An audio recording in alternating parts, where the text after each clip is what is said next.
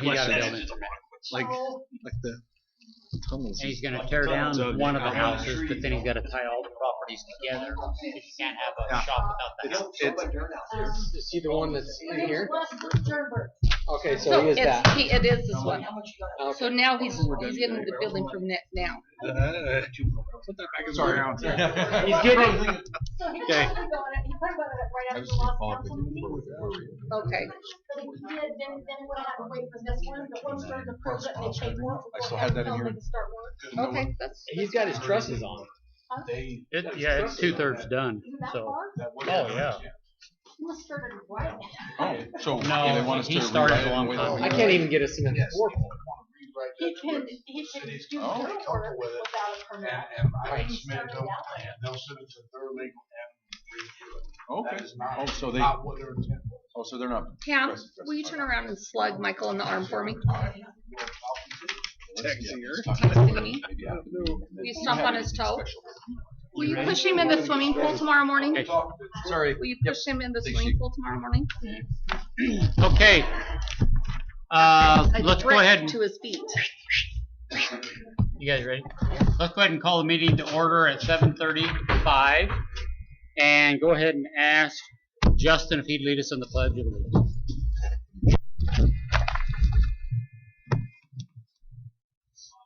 Pledge allegiance to the flag of the United States of America and to the republic for which it stands, one nation under God, indivisible, with liberty and justice for all.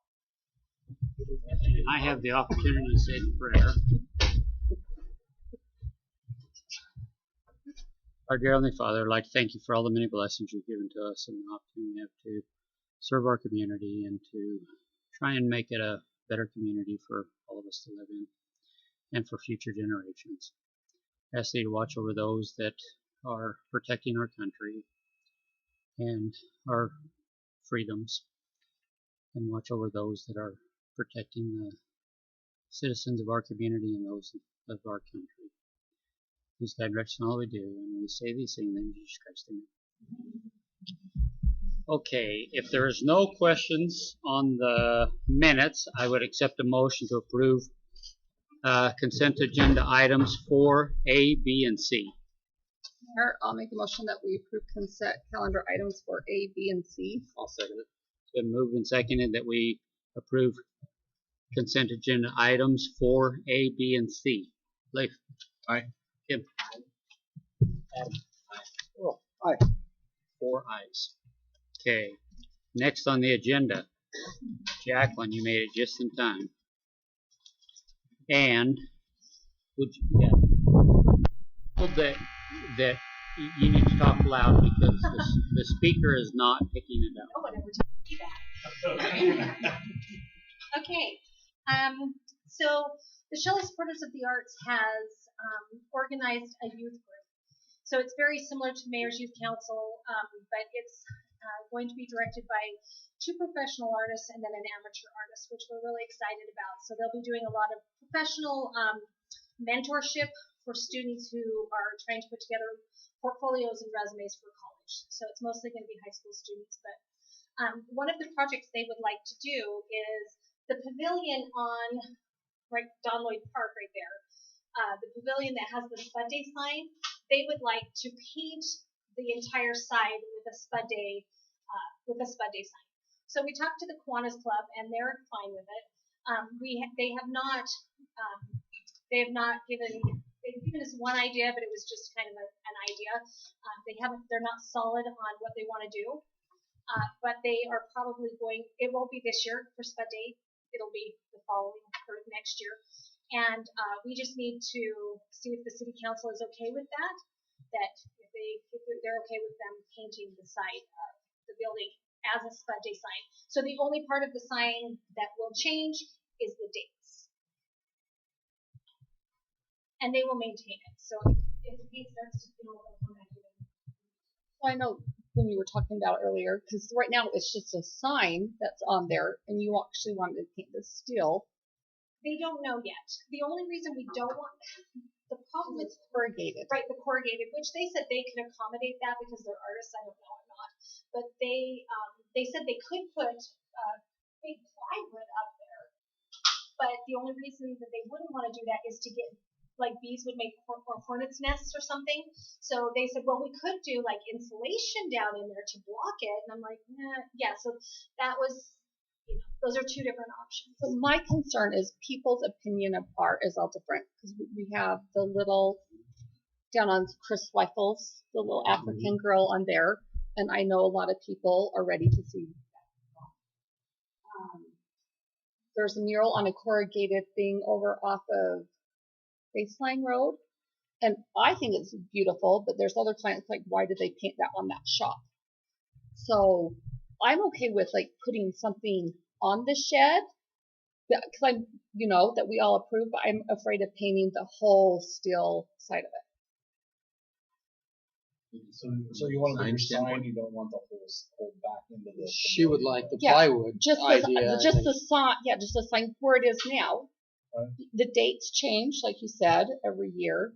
And what about if you want to change something up?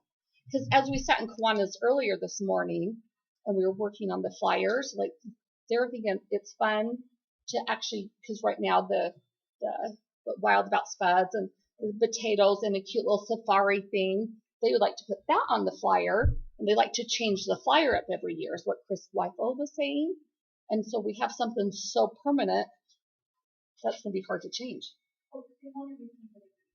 So they want to paint it with paint. Oh. So the only part, sorry. I didn't Okay. Yeah, that would be one of the activities that they would do each year. Is repaint it every year. Repaint it according to the So then there wouldn't be any issue with maintenance because it would Be kept up. repainted It every would be year. repainted every year. It's just a matter of whether Unless kids don't sign up for the we art thing. actually thought of doing a canvas that would just hang, and that would be fine. Other than you might have kids who, I don't know how that would work if kids were to tear it or something like that. Like something like that here on that. Like where it's like, Kind of like that, only actual canvas, not the plastic. And where the grommets are, there would be grommets all the way around. So it would just hook on and, and basically snap on and snap off. And that way they could paint it on the floor, and then they just put it up. And that way you don't have spillage and things like that. So that was one of the ideas. my other concern then would be if the mentors move, do you know what I'm saying? Is it going to be something that's going to be consistently kept up? If we have something that can come on and off, that would be one thing. But if the club was to not be very successful in 5 years, I'm not disagreeing. I would like to see it up. I just want something that's removable. And I agree with that. That's what I would like to see as well. my problem is if you paint over metal, regular corrugated metal has got a color and it's been baked on and everything. So if we paint over it, once we start something, you can't ever, I don't know that you can ever stop, But if you have that piece of plywood, like I said, So yeah, I would rather see something that you put up and then take down. But I guess it's my opinion. Something I think removable. it's got to be down. something removable. but I think I'm all for that. Oh, me too. Yeah. They're just wanting to, they don't want to waste their time designing stuff if it's not going to happen. Right. Okay.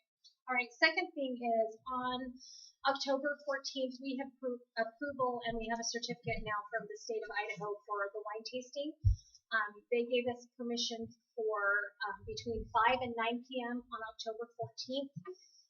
So we have that from the state police department. So we just need to make sure that it's okay with the city that we're doing it. So to give you all the details, again, refresh you, it's going to be at the Haunted Hospital. It'll go from 5 to 9, and people will be wearing costumes. We've set it up so that there will be several places where people can stop and drink wine while they're in there. No wine will be outside of the building, but people will be able to purchase wine if there's a bottle that they like, which the vendor isn't totally in charge of that. We're not in charge of that. And so it's because it's an art show also, the art will be for sale, and we have different artists. We already have some really cool submissions that we'll be setting up around inside. So it'll actually, most wine tastings, you go, you get a wine, you you sit down, talk with your friends, and you go back to the same place and get another wine, and you just keep doing it that way.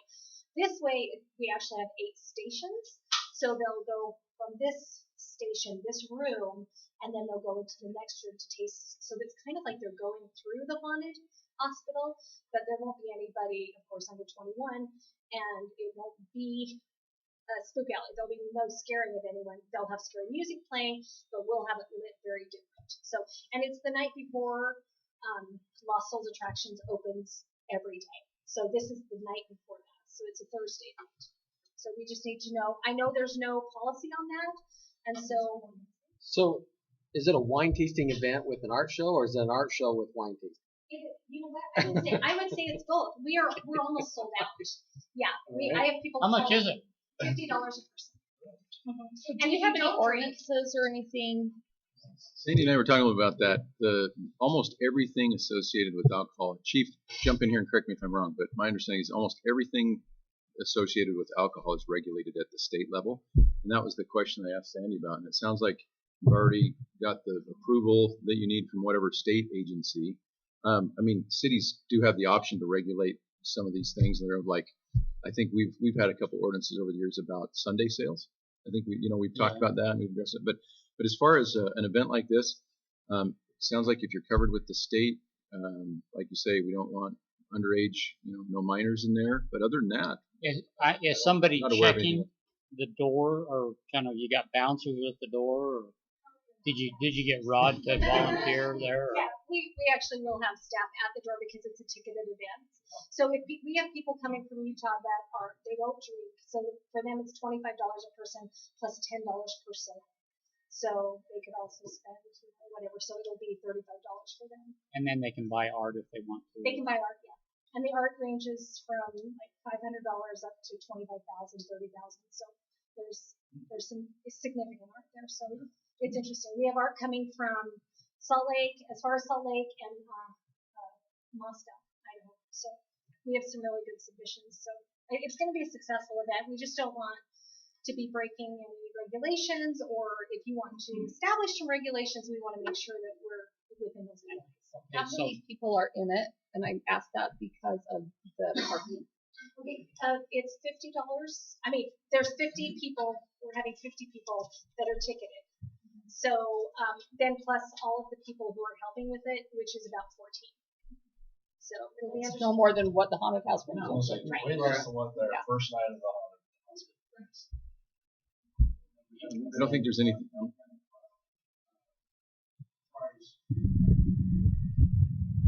A good clientele. Yeah. And you don't have vodka there? Sorry. Well, For no, not for me, but you got a local vodka no, company. we provided either. Chief, do you know of anything else that would apply? I'm not in charge of that part, so I don't know that. We do have raffles going. State.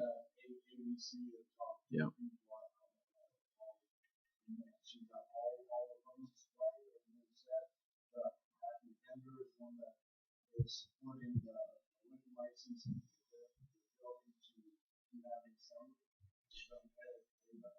Okay, that was my only other question too, was if your vendor was properly licensed, but it sounds like you already covered that. So. Yes, and all the wines will be haunted themed.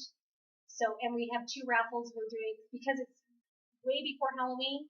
We're doing the ultimate adult Halloween party and the ultimate kid Halloween party. So we have everything from little cupcakes to costumes, all sorts of stuff. So both raffles are valued probably about $500, and then we're just trying to make money off of those as well because it is one of our. We hope to have it be an annual fundraiser. I think sounds good. Yeah. So I need a motion though.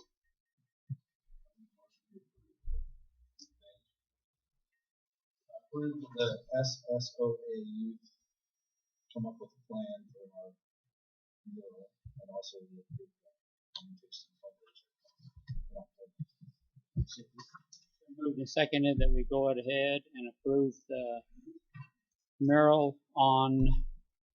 Well, no, just Do we need no, to? we're not approving the mural. We're just. Okay.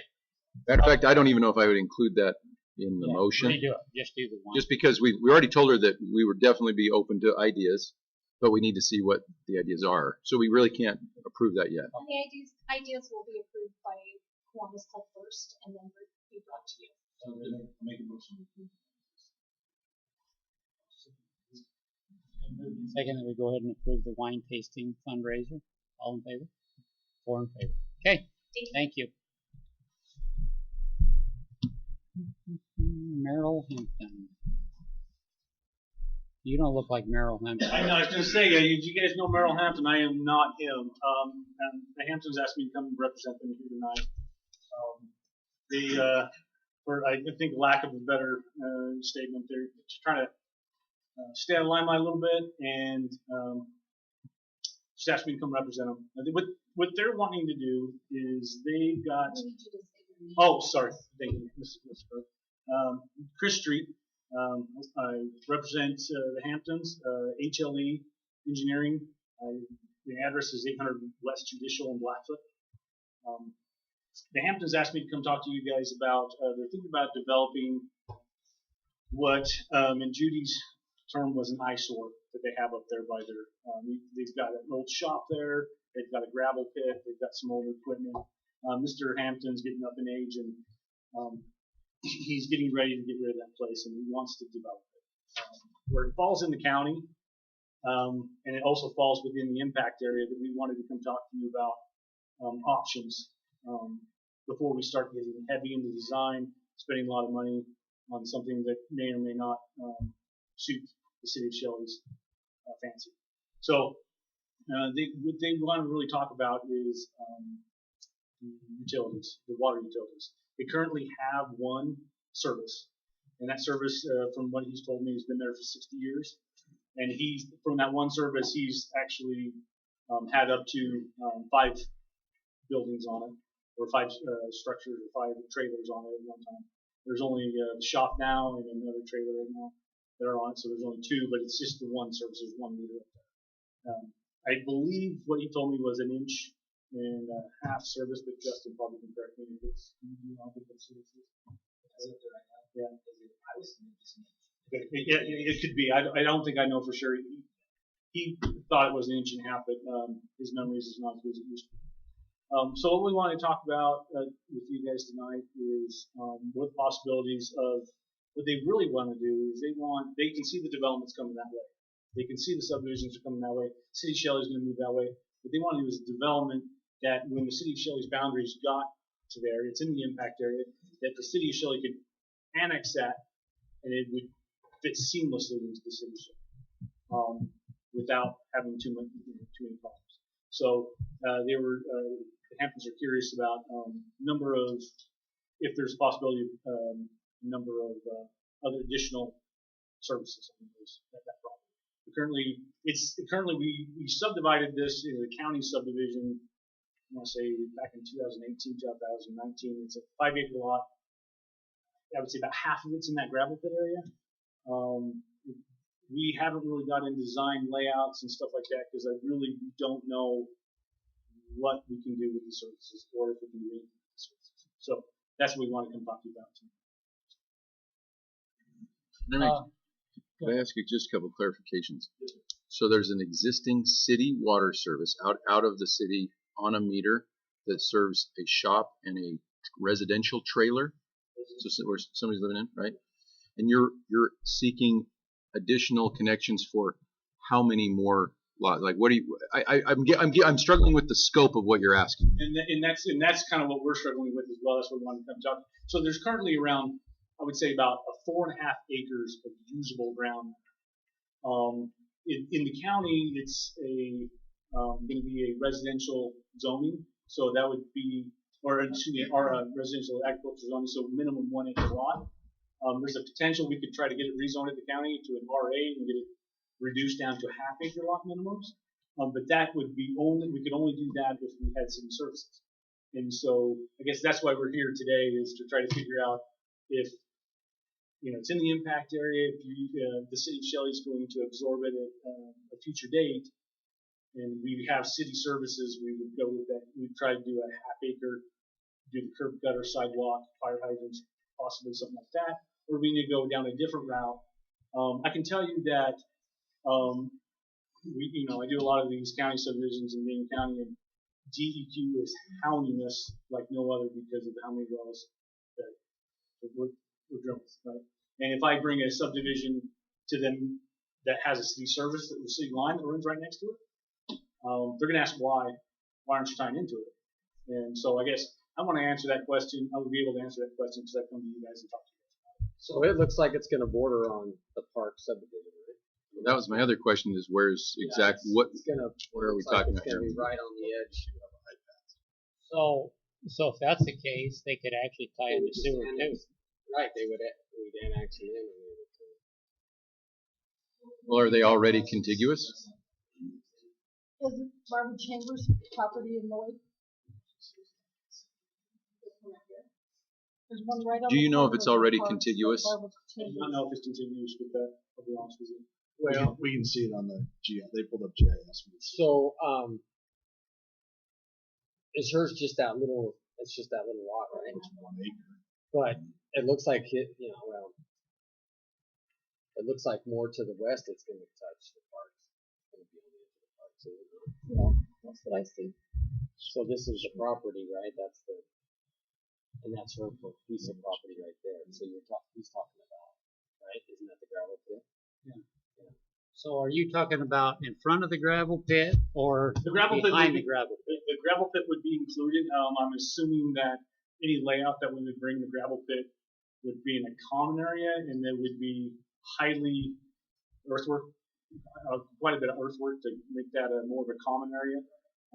It's non-buildable right now. There's a lot of earthwork and a lot of things to be removed. Again, we're trying to figure out like what that looks like as far as when we bring it to you guys for consideration. Okay, so are they planning on tearing the shop down? So or- we're talking this area here, That is correct. far into this area. No, to about this big tree right there. You see that manufactured home right there? Okay, There's a tree just there. who's in the manufactured home? It's a rental property right now. Do they want that included? They've been told that that's gonna be removed and they're gonna have to have that funded. And is this Hamptons right here? That is part of Hampton Estates or Shadow Mountain subdivision. I can't remember which. So that was a county subdivision that they've done recently. So what's their idea as far as, I mean, they want to subdivide it? So when they brought it to me, they wanted to subdivide it and have half acre lots and put a road back in there. And I said, listen, if we're going to do that, we're in the impact area.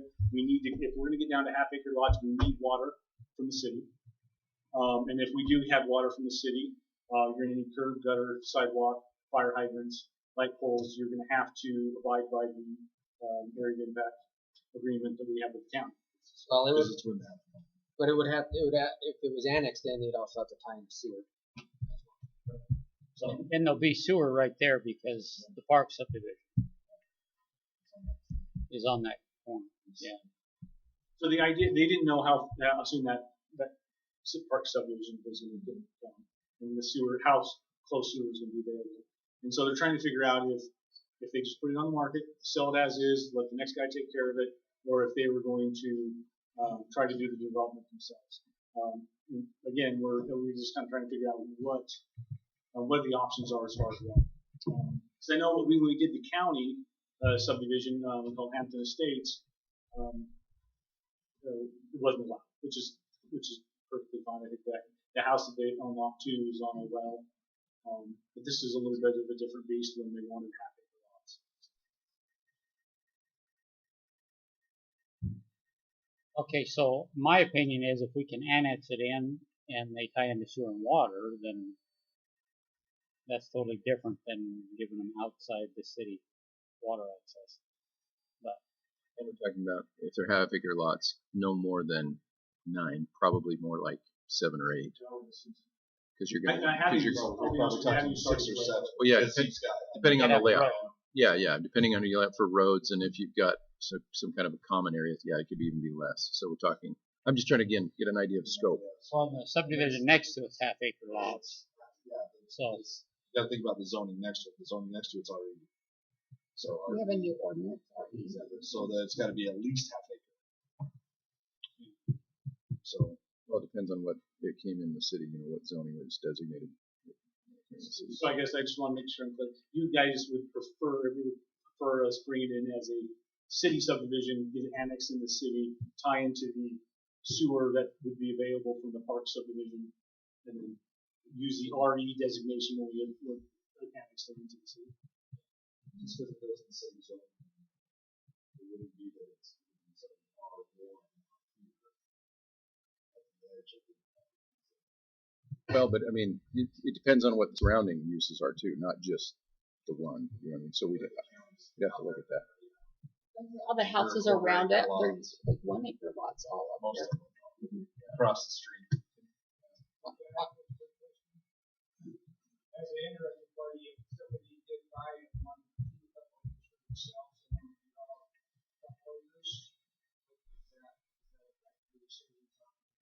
No, just about if it was annexed into the city, then it would just have to be property zone. And 2 acres, we got already. You can have an already zone 2 acres.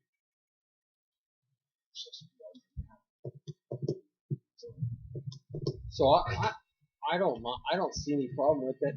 The one caution I do have is that is adding, because we just went through this last Tuesday, 2 Tuesdays ago. We just turned down a subdivision because I think we need to get our hands around what we already have. So as far as I can see it happening, I don't know what time frame, because I feel like we have to Well, obviously, deal with what we already got. a lot longer. Yeah, okay, and so Because of the I'm just parks. saying I don't know a time frame. I can see it happening. I just don't know a time frame. I mean, it may be 3 or 4 years before we can get to that And I point. guess Just the, because our time frame, one of the requirements would be that you annex in would be based on the parks subdivision. Sure. I just don't. Obviously, I don't want to say no to somebody else and then say something, even though there's a huge difference in housing. I just don't want to say no. I guess I think one of the most important things is this already has the city services. I mean, it's already had it for 60 years. We've already had 5 dwellings on One service. One service with 5 dwellings on it. And they've been playing I don't know anything about what happened there. it was at a time and place that's different than we live in now. That's for sure. Yes, I don't know if that's necessarily relevant. What they I temporarily did with multiple additional hookups that Well, I don't even know if they were authorized. Yeah, I think each of those hookups were approved by the city from what Marilyn told me. So it goes back to like what Adam was saying. Lots of things have taken place over the last little while, and it's cart before the horse. So I think your biggest thing is what can you do with it, and then it's got to be annexed in. It's annexed in. Then we can work on what it looks like, how it works, what your zoning would be. So kind of 2 or 3 more steps before we have to do something with it. Right? Well, I mean, it would fit. I would totally see how it could fit Because with it how touches. everything else. And I guess our biggest, I think you've answered our biggest question is, what would this look like? How would you guys like to see this presented to you? Would you like to see it presented as a county subdivision ready to be annexed when it got there? Or would you rather see it as a city subdivision annexed right now? And that completely changes how we develop it and how we lay things out. So I think you guys have answered. We'd annex it in. Annex it first. And I think that's what the biggest questions we have. Just easier for you too. Once it's annexed, you already know all the codes and ordinances you have to follow. You don't have to guesswork for, hey, let's do it this way because it's going to get a game. And I think you made a big statement on a couple of words. That's why we're here today. We just want to make sure we know we're heading down the right path. Have this discussion now, then Thank you for having this discussion now. Yeah. Later. I guess. Hey, by the way, we've had city services for 60 years, and now we want to be part of what we've been using. Yeah, so relay that back to them and kind of see what direction they want to go. I appreciate you guys' time, man. Thank you. Thanks, Chris. Next on the agenda, Pam Kilpack. So I asked Pam to come, so she's been our manager for the pool for the last 8 years, 7, 8 years. And she's never came before the council, but every year we improve on our swimming lessons, we improve on different things that's going on there. And so I kind of wanted her to come so we could actually give her the attention that she deserves, because we appreciate, like, you have made my job easier as a council because I don't have to worry about anything. And Michael's so good to help out, and I think you make Michael's job easier, right, Michael? He's nodding. Yeah. So I just appreciate her. So I told her to come here and share with you, like the last year, like data for swim lessons and all that stuff. Okay. No. Okay. All right. So I've been keeping track of swim lessons since 2015, just to kind of see how we are. In 2019, that was our biggest one with 763 kids. I mean, some of them are repeat kids, not all different kids. Yeah. 763 lessons. And this year we've done 969. So that's a significantly lot more than we have done before. Last year we did 732, but we missed a session because we started later because of COVID. So, Michael and I have talked about it. We have 6 sessions, and we have 6 times, different times that we have it during the day. And we're considering adding another time. So instead of starting at 9, we would start at 8:30. That gives us about 30, I would say 30 kids a session more. So maybe 120 more kids added on.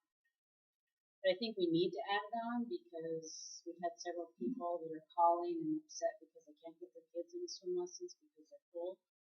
And anyway, if we do it at 8:30, the only thing it fits into is our private lessons. We do private lessons from 8 to 9.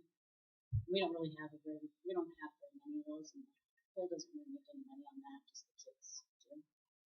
So that would just cut their private lesson time a little bit, but it still allows us to have our public swim at the same time.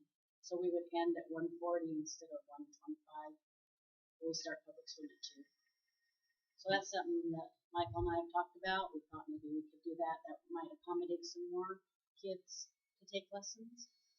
We get a lot of people from Blackfoot, Snake River, Perth. We get some from Rigby. We've had some from Sugar City come and take lessons. Idaho Falls.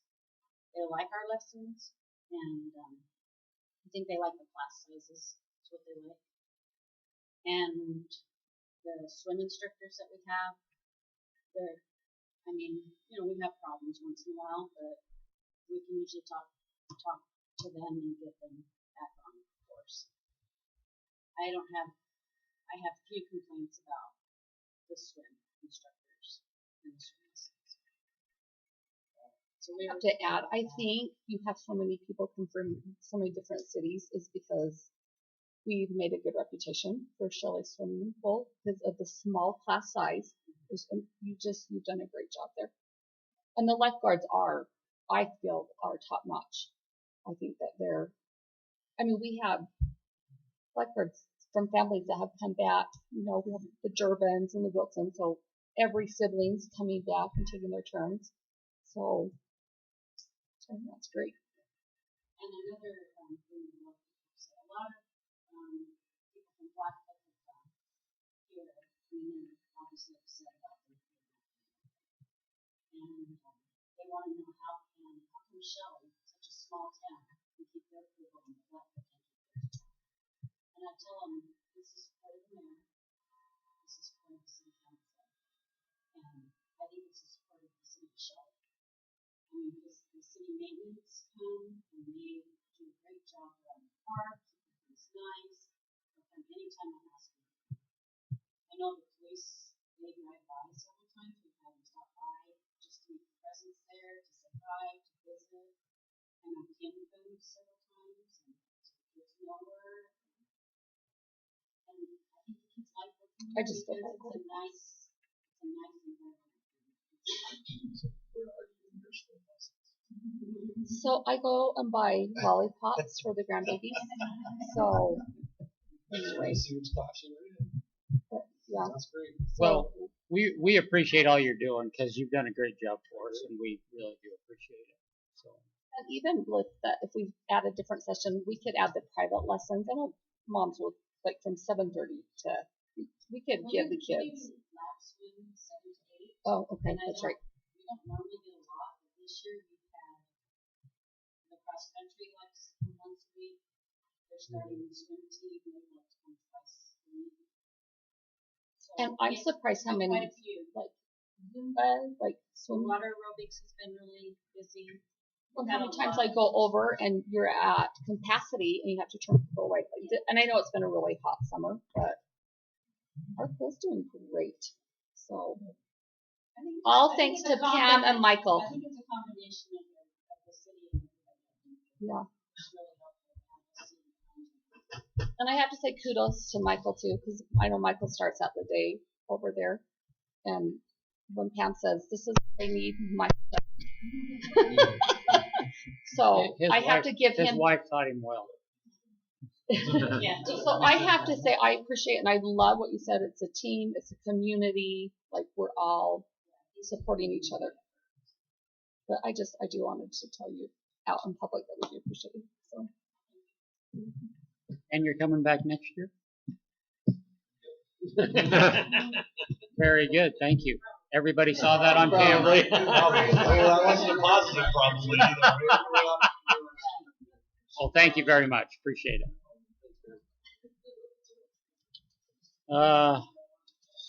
Next, Amy Buffett. Request for higher pool wages. This is great timing. Thank you. My name's Amy Buffett. Do I need my address? Yeah. Okay. 651 East 810 North Basalt. But my kids come to Shelley and always have. We started out here in Shelley when I first moved here. I also want to say thank you to Pam and Michael because they do an amazing job at the pool. My daughter is a lifeguard this year for the first time ever, and we're just so happy with the community and the pool in general. But I was a little disappointed to learn that she's only making $7.25 an hour. They're lifeguards as well as swim instructors, and like Pam said, they're pretty amazing, and the community likes them a lot, and I think they deserve more than $7.25 an hour. I'm sorry, I'm super nervous. Don't be nervous. Yeah, right? Don't be nervous. We're nice people. They also pay, I know, they pay $160 for the certification just to have to be able to be a lifeguard at the pool. My daughter's first check didn't even cover that, and I just feel like they do such a good job. I'd love if you guys could consider giving them a raise in the future. So I don't know if you realize that, but with your letter that you emailed at our last meeting, we did implement a raise. I did not know that. So we implemented a raise, and also we're gonna leave the 160 for them to pay, but when they recertify in 2 years, we decided that we would cover that. That's amazing. So because we want to feel, and I did. We checked around and Yeah, I have the average salary. yeah, and I hit like Apple and stuff like that. So they're $7.25 also. Are they? Apple Athletic, and I was surprised with that because they are private, so I expected them to be more, but they're not. And the nice thing about lifeguards here is we can hire at age 15. I don't know how old your daughter is. 15.5. Yep. Yeah. It's So amazing. a lot of no one usually have to be Good 16, opportunity. so it's a great opportunity to have the younger. And she didn't complain once, mind you. yeah, This was and we're so good. Pam's done such a great job of working on schedules. There's sports camps, there's girls camps, there's volleyball camps, and so they know we work with them. So that's another plus, I think, is because we're so workable. Because we want them to be kids and enjoy their summer too. So yeah, but we did implement that. Well, that's amazing. I didn't realize that. And we have to listen to Sandy right at the first because we get too many lifeguards and swim instructors. So she has to enter them all in as payroll. I don't care as long as they work for more than 2 hours for the whole season. Well, anyway, so our big thing is well, I went to a seminar here a few years ago about millennials, how you hire millennials and keep millennials. And I was surprised that wages was the fourth thing on the list to keep a millennial. You know what number 1 was? Flexibility. Yep. So that's what we've tried to base it on. And so if they go to Pam and say, I need to go to camp or go with my family or whatever, we work with them. I have no complaints. It's been in the neighborhood. That's good. Good. Sure. It's already done. Yeah. And Michael, I think Michael keeps them in on Cheez-Its or something. Don't you keep the lifeguard and granola bars? I don't know. 2 of the guards today can still burp. Like I'm like, it's the end of the year and they are still sunburned. So, but anyway, I appreciate the email and for you to advocate. So I appreciate you bringing that to our attention. Okay. All right. Thanks for coming in. Yes. The increase for the admission will be done during budget time, but the payroll increase is not, we don't start them any higher than minimum wage. It's when they return. Returned. Okay. Okay. Okay. It's 25 cents instead of 10 cents. Right. Okay. You know what? I'll reach out to Amy tomorrow and clarify that with her, Sandy. And he might not have intended to come, but it was him that brought it up, so I wasn't sure if he was coming or not. So what he wanted the city to look at changing the ordinance to allow more than one concessionaire franchise at the city park or at the parks. This was implemented years ago because we would have so many people over there that wanted to sell their goods, and you couldn't keep track of whose trash was out there because the concessionaire has to pick up their trash. You didn't know who left which trash. You have a problem having a lot of them. So that's why it was implemented, just to give you some history on it. So when they implemented just one, then you know if somebody pulls on their big sprinkler heads, you know which one did it, you know which one left their trash, and so that's kind of how it all came about. But he would like to see you allow more than one there, so other people. That one, because we have several parks, so he was like, this park, that park, and that. I think though the city park was chosen because that's where all the events are held. Because Pillsbury, Brinkman, they usually play. Skate park, those little skater boys might want ice cream or something. Just saying. Snow cones, hey, right? They might want something. It just might not be what you want to sell. Yeah. I think we ought to look at it. I mean, it's getting to the point where we have enough events and everybody's doing it. I don't know, BJ, your daughter was involved in one this year. How have they done it? No, it wasn't it was Jen Worrelton. Jen Worrelton. Yep, it was Jen Worrelton. Wrong ones. Well, you were hoping. You were like, I'm glad it wasn't, because that means I'm probably keeping track of my kids pretty good then. Because I didn't know anything about that. Are you right? They've been doing what now? How they've done or what they've done. How many hours they've been open. How long it's been. Is someone coming in and getting a license and then not using it? Yeah. Or are they using it for that 2 events that they go to, or right. they had time to do, and now they're the one who own it. So I might be extra help to bring maybe more of the tournaments and things here.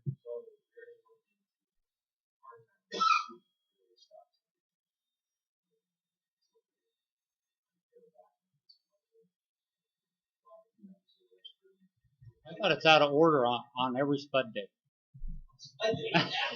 Especially, but just so you know, Mark and I just contact me multiple times just to find out if you have any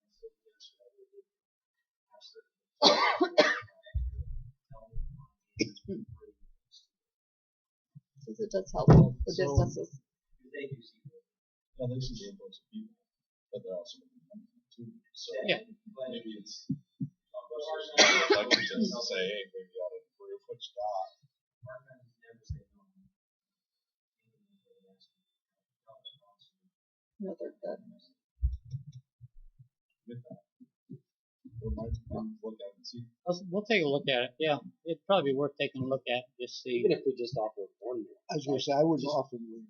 Right. You just have 2, right? I mean, and you'd have like Reuben was barbecue, and the other ones were something else. I mean, you know what I'm saying? Like you get, but you're not going to want to have 2 snow cones there. You know what I'm saying? They need to be different. I could get all the information from Jen to see how her daughter did, and maybe that's a question we need to ask them. Okay, are you just planning on attending 2 events? Like, are you planning on going all summer long? Because they're the mayor's done done now. a lot of falls over there, and I've always wanted, an extra diet or a hot chocolate, but I can't. My kid's playing, so I can't have somebody run and get it for me because nobody wants to leave the game. Dude, there is halftime. I get a half. That's when everyone runs to Hard Times to use the That's usually when bathroom. they go to the bathroom. Oh, well, I run to Hard Times There to was get somebody set up because nobody's ever been set up in the fall for all the football games. Like Saturday from 8 in the morning until 5 at night, or all day on Thursday, Wednesday. They're doing Wednesdays and Saturdays, and I've never seen anything. But we don't let them use electricity or anything like that, do we? Yeah. Sometimes. So we need to do some checking on that and see, because if we find out that they're only doing a couple, then we probably need to do at least 2. So, and I'm okay with that. Yeah. All right. Next on the agenda, Jeff Kelly, sewer district formation.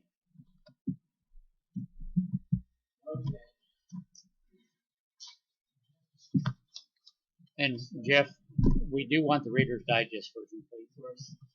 He's like, whatever. No, that will never happen. No. We are talking about the sewer. It's all the same crap. Dave's not here, but Jeff will say. They're 2 different things. There's one blade, one winner. That's why I was asking. They look the same. They look similar. No, there's 2 different ones. Okay. Jeff Kelly, 740 Aspen Shore. As you know, represent the city on Irwa, east side of a regional wastewater development, or east side of a wastewater authority. We have, right now, we're in the process of becoming a district. We've moved to the point now where we're going to start the process of submitting to the court the information needed in order to get on the ballot for next May to become a district. And a district is very important for Irwa because right now Irwa is currently owned and operated by 4 entities: the city of Shelley, the city of Ammon, Bonneville County, and Bingham County. And as you all know and are aware, that ever since the inception of this organization and the construction of the sewer plant, the 2 bonding entities, the 2 entities that are on the hook for taxes, if you use public taxes, are the city of Shelley and Ammon. Bonneville County and Bingham County are not taxed. Now, when people in the counties hook up to the sewer, they pay a hookup fee for the lost unit at the plant that they hook up for. But if a plant is to be upgraded or to be designed, or you have, like we've had, a requirement to put in several $1 million of phosphorus treatment to comply with EQ requirements, those are things that have to be paid. And if we get a position down the road where we're not a district, the cities will end up paying for the people in the county. They won't be assessed tax. County entities are not taxed. So that's presents a real problem for the citizens of Shelley and the citizens of Ammon. And so we need to create this district so that we can avoid that problem. And so, first thing I handed out to you was this list. Now, this list is a requirement. Before we can be put on the ballot, that everybody in the district boundaries that we have set, which is the boundaries around the city of Shelley, the boundaries around the city of Ammon, excluding the Iona-Bonneville Sewer District, which includes part of their community, for the portion that's served by Irwa, that legal description and, excuse me, 300 feet of property along each line of sewer that runs from Ammon to here, and also up the north loop up to exit 113 all the way to south side of Sunnyside. Properties within 300 feet of the sewer are going to be in the new proposed sewer district.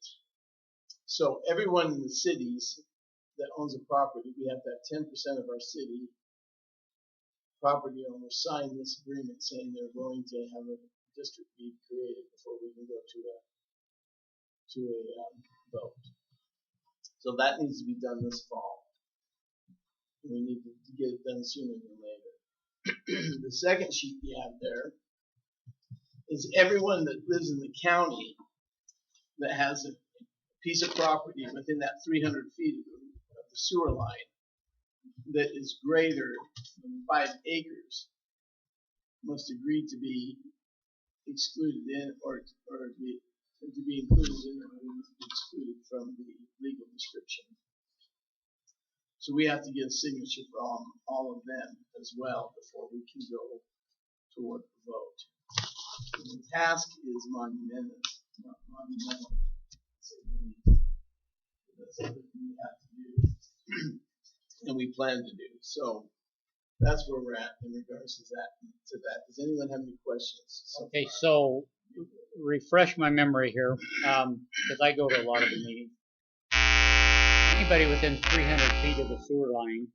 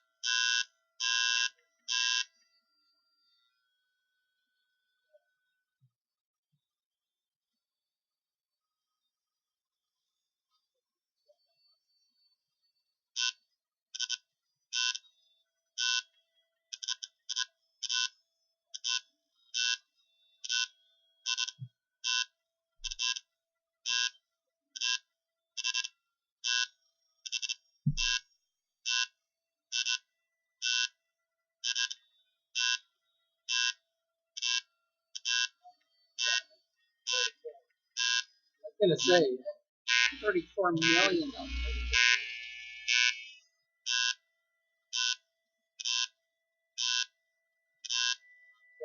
how much was it?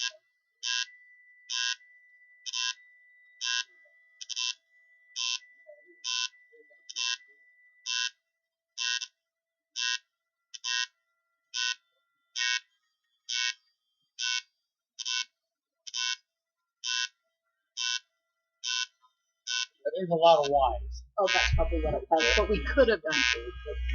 Thought you were going to maybe start to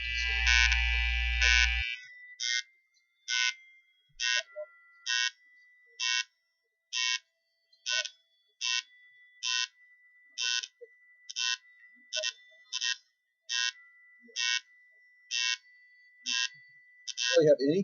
I mean, you're already telling us that between actual connections and committed connections, we're already over capacity. So how can we?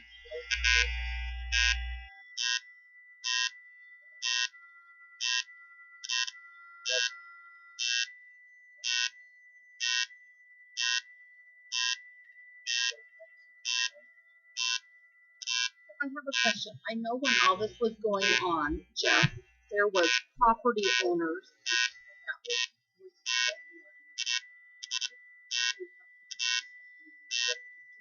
How many of those are still out there? Yes. Oh, the other like 400.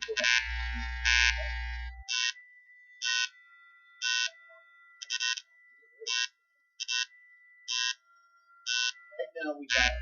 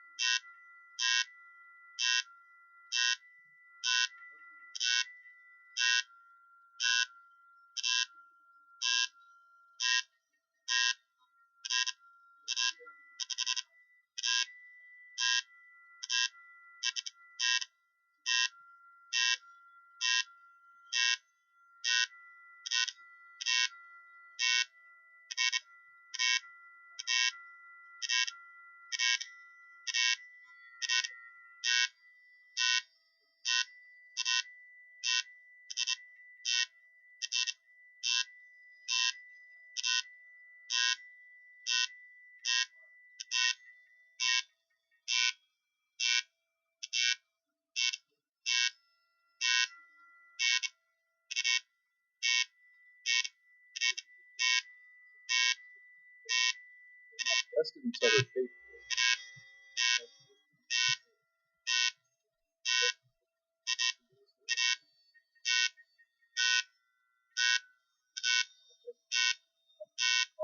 I'll bet a lot of people don't They're understand taking that. it as a commitment. That's what I mean. I think that's a probably A lot concern. of people would be.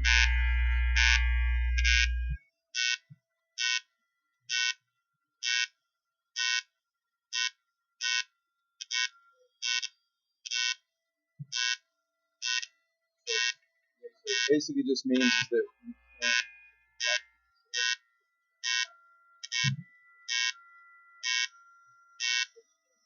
Okay. So. Okay. I just want to make sure that. I just want to make sure that expectations are matching up with reality.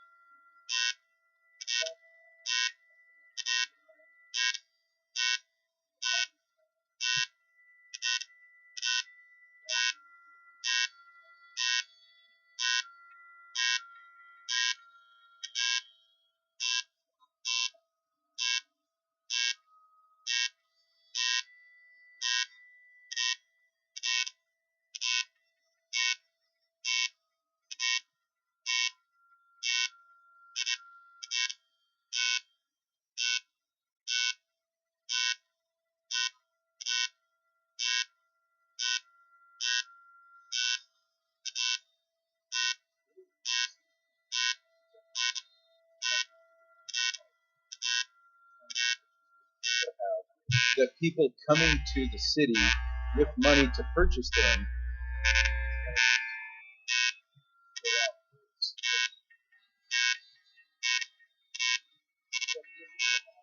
District will help.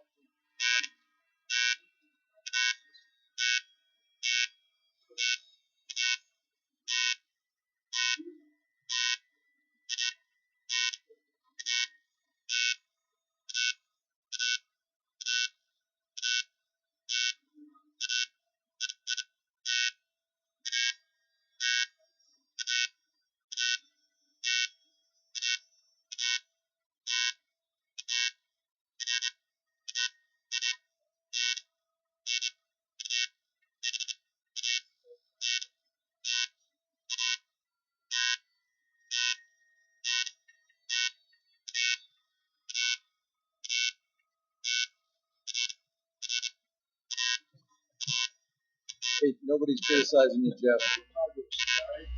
Nope, nobody's Still going forward. nobody's criticizing. We're glad you're at this point.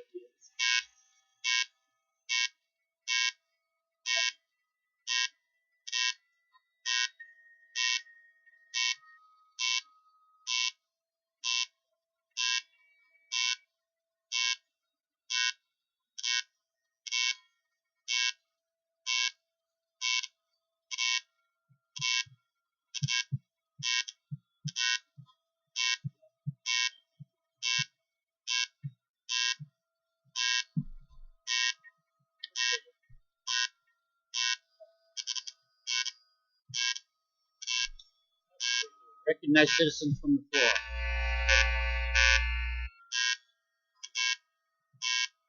I guess you're up.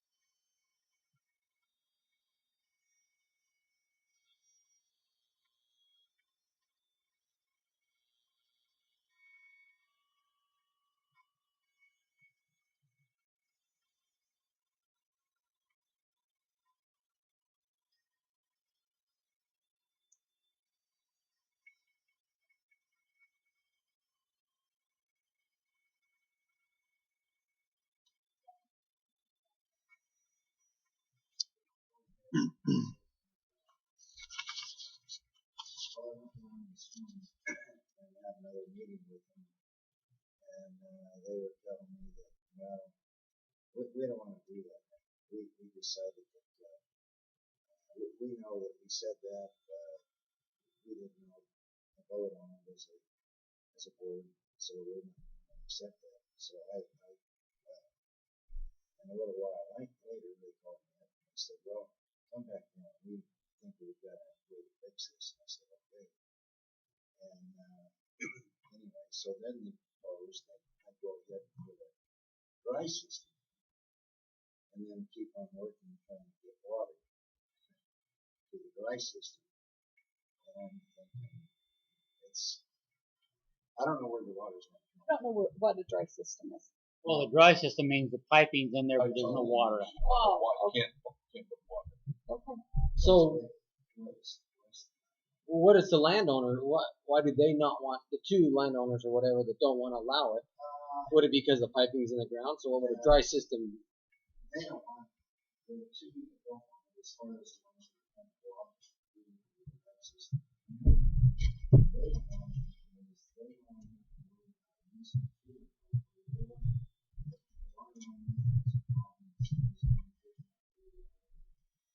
and so now this message. Anyway, sometimes it's 2 minutes, sometimes it's 2 or 3 years. So that was one of the questions. So they said, oh, we know that the price system, we'll go ahead and make it happen. And I'm sitting there thinking, I'm not sure. I just wanted to kind of see what this thing that shows because I'm a bit I guess that's what I was under the opinion because we're talking about this water, and I think it's right that because it was after this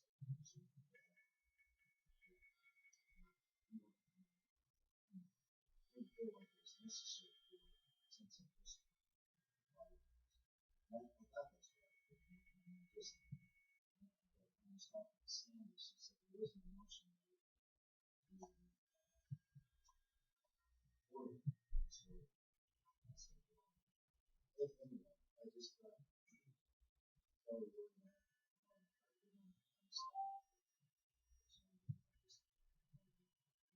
So I guess my first concern is everybody that's developing now, according to, I mean, the canal company came in here with their attorneys and we've got to enforce these rules. So the two homes that don't want to be put on this pressurized system, if we just put a meter on them, they're going to pay a lot more money, so they'd be better off to get on the pressurized system. At least one of the people is not going to do right now. So that's not going to run.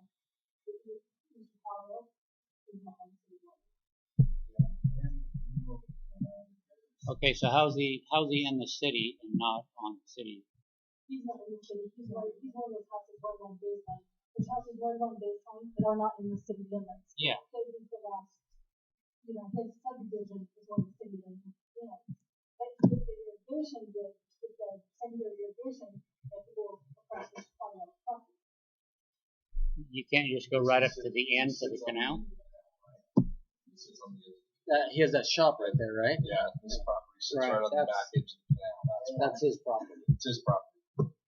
And when it's not in the irrigation district, the difference between the other subdivisions and Shelley and the ones that are comply with this, which is why I agree with this. I had one, and the inside of the irrigation district said, you guys do this law back in 2018. You didn't know that. You didn't believe it. This was and then all of a sudden we decided I said, after my aunts were also 2 months before, That's nothing at all.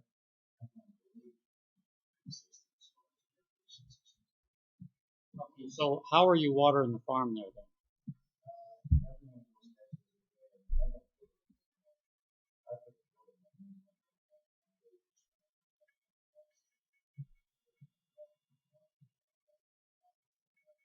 So what happens is next spring, we're going to put a subdivision of all the companies.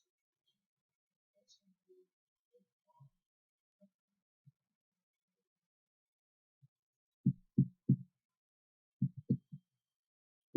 So if Mr. Carter won't let us come across, what can we do?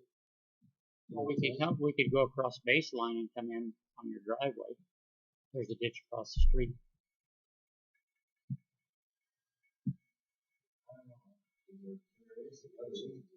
Yeah.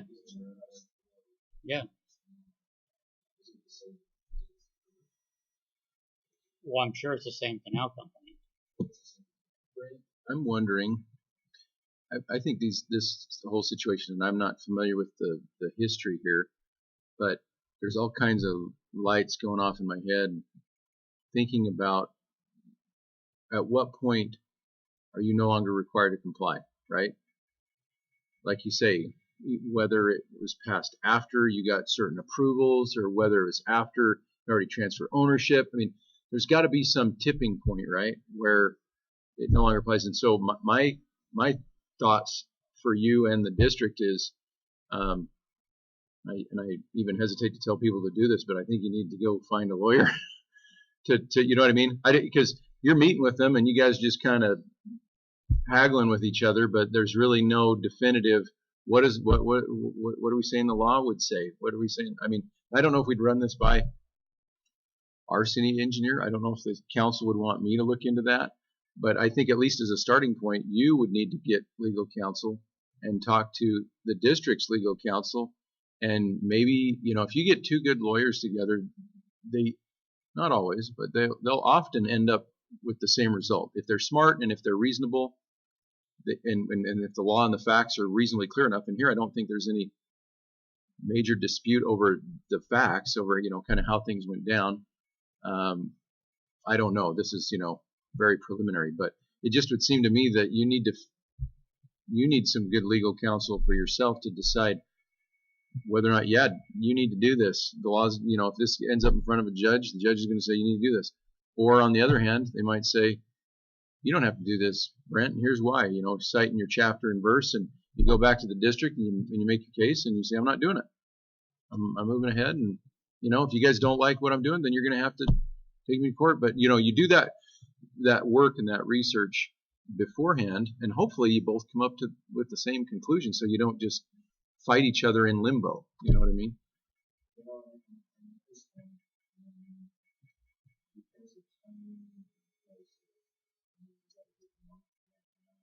Oh yeah. Well, and I'm never an advocate for going and hammering out court. That's like the last option, but sometimes it's necessary.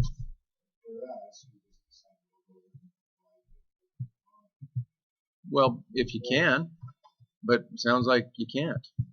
So.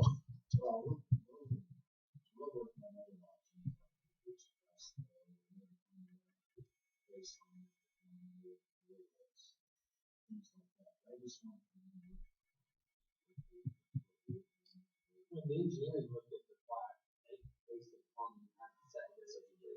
They did, and Dave told me, he says if they do not put in a secondary irrigation system, he will have to look at rerun the model on it. Oh sure. Oh definitely. Yeah, that'd be a big difference. Well, I mean, without a secondary system now, we've learned that it takes a lot of water per house versus a fourth.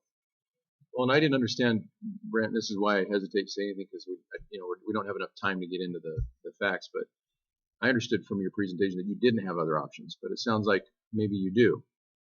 Well, maybe they're not good options. Maybe they're not your preferred option, but that you still have other options.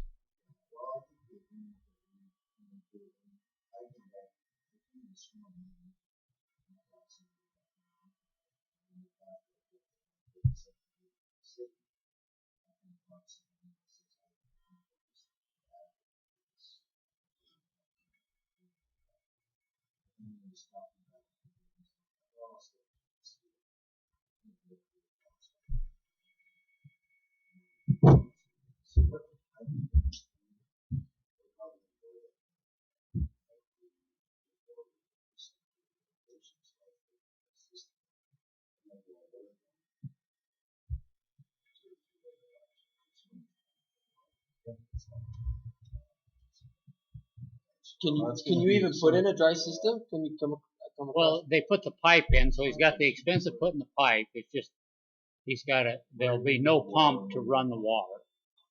I get that, but I mean, what's Mr. Cotterell's issue? Is it coming across his property, or is it?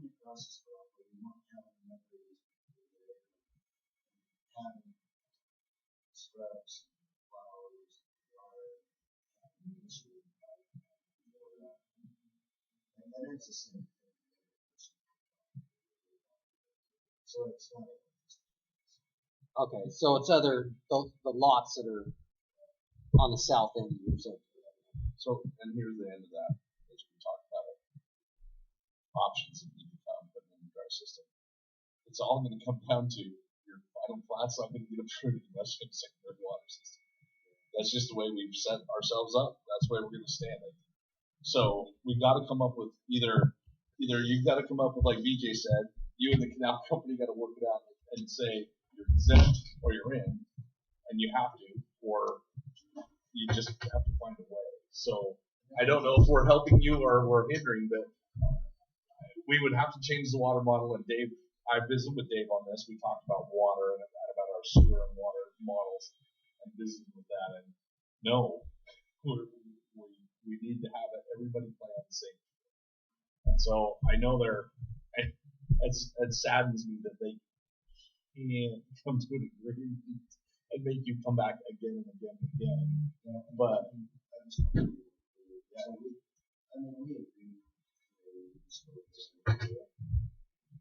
yeah, that sucks that they won't let you come across. Does easements for them be the same as easements for us? If we have to get in there and do something for it, we come back and help the homeowner replace that stuff because we had to get in there. We don't just leave them with a big dirt mound.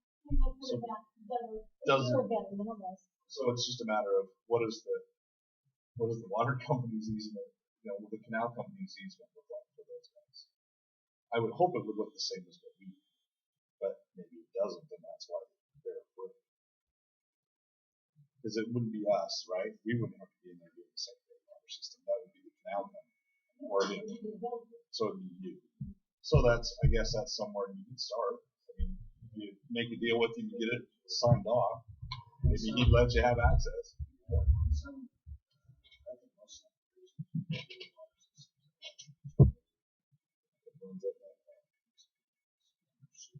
Well, all of them that I know of, they do. They have an HOA and they take care of everything.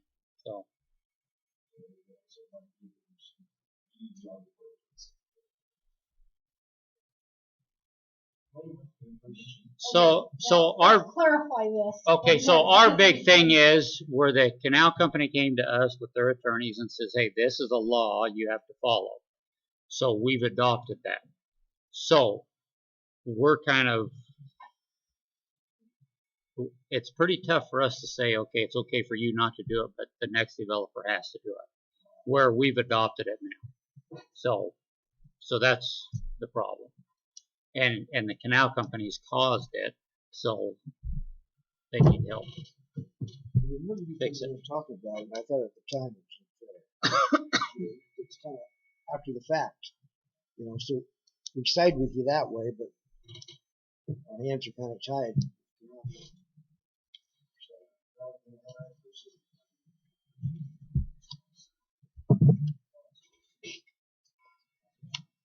That is a tough issue, and I know even out here by the school, the canal company wanted them to go back in and put it in phase 1, where all the lots are already sold and half the houses are built, and it's like that's not feasible to do. So, so they don't have to because the canal company did not finish their part in time. Like you say, it was in 2019. They didn't do anything. till now, or till 6 months ago or whatever. So The secondary irrigation system benefits us in the city. yes, Greatly. I think it'll benefit the homeowners of these Well, true. subdivisions that have it. it will. Yeah.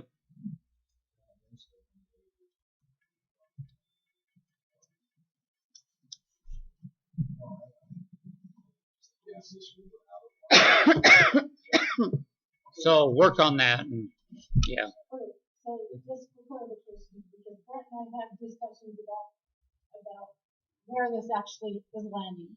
So for clarification, you're telling Brent that we've adopted this, so he needs to put the secondary irrigation system in. But Brent's saying that the Snake River Valley irrigation system told him he could put in a dry system. So are you good with him putting in a dry system, or what? Because Well, the water model is going to have to review if it's just a that'll dry have to be changed, and so two things: the water model has to be changed. You'll have to submit your plan for the secondary irrigation system, even though it's going to be dry. And he wants to do all of this by the next council meeting, the 27th, to have the final plat approved. So what do you need him to do in regards to anything from Snake River Valley, or just the plans and the water model study done?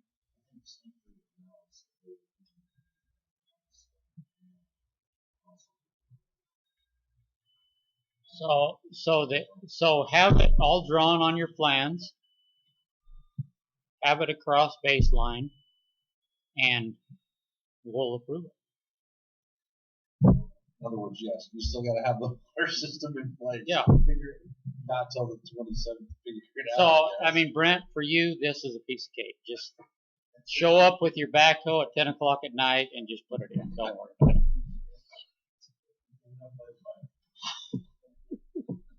Okay, so you want him to submit plans for the secondary irrigation system. We'll have our engineers look at it. We'll also have the water model study done. Put him on the agenda for the 27th for you to review it all, if that is finished by that time. You want to have two water models, number one secondary. Do you want Dave to do the other one?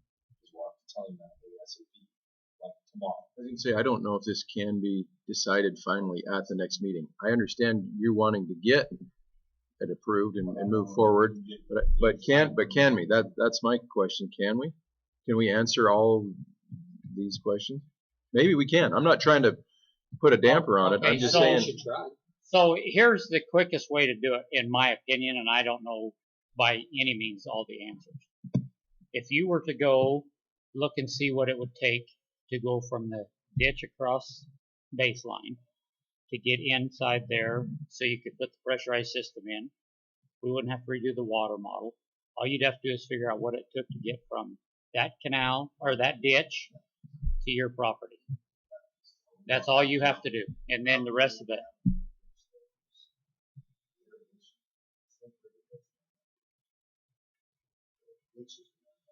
By the property owners, yeah. Oh, I see. It's not coming off the main canal. No, it's coming off a ditch. Oh. That's why I don't know how that would work. So who's Well, that's a wait at the top of your property on the top road where all those houses are built? You're not being whoever it is not giving you access to the top of the canal. Okay, so isn't there a house sitting there that used to have a road right there? It was built on top of the road. Wasn't Stallworthy's or somebody's house built on top of the road? Yeah, Stallworthy's was built on a road called Gale Street. And so Gale Street was vacated, and they made a new Gale Street, which isn't very usable if you come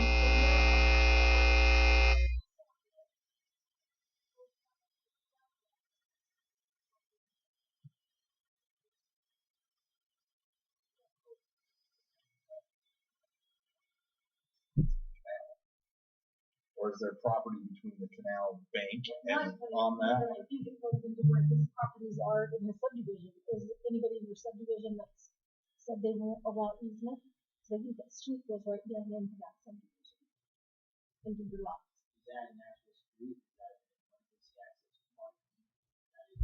It's a street, but it's not It's not wide enough to be developed into a regular street. I think it's only been used for emergency accesses, like when he was on the first building.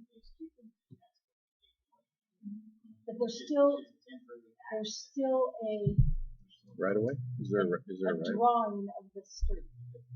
Okay, so isn't there a water line that come in through there? There isn't a water line. Okay.